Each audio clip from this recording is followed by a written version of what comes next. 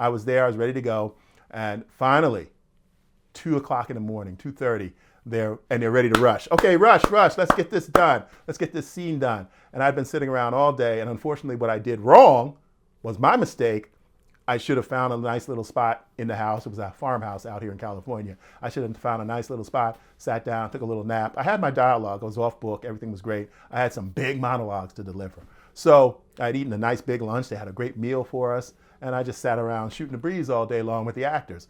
What I should have been doing was periodically rerunning my lines, taking my script and reading my lines and making sure that I was ready to go when they needed me. Because they didn't know when they were going to use me. I didn't know when they were going to use me, but I just did a mistake. I made a bad mistake, and I will never make that mistake again.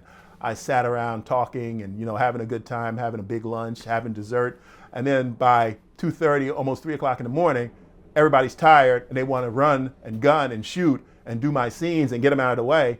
And I had a little problem doing my big monologues. And it was kind of embarrassing. I knew it, but I had been sitting around all day, got tired, should have rested, and I had big breaks in my monologue. And the director was getting frustrated with me, yelling out the lines, my cues from behind the camera. But ultimately, I got through it because basically I did know it, big monologues, and I got them out. And once it was edited together, it was flawless. It's still one of my favorite scenes I use in my demo reel.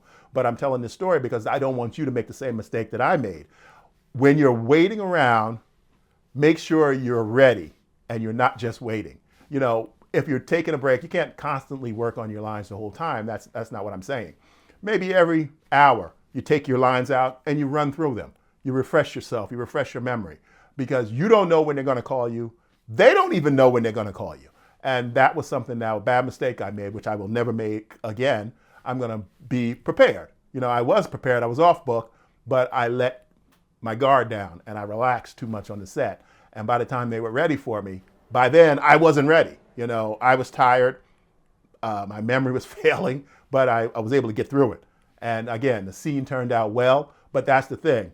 You want to stay ready. You don't want to just sit around and wait and shoot the breeze with the other actors. You're there for a purpose. And this is what you learn on non-union films. Luckily for me, this was a non-union film.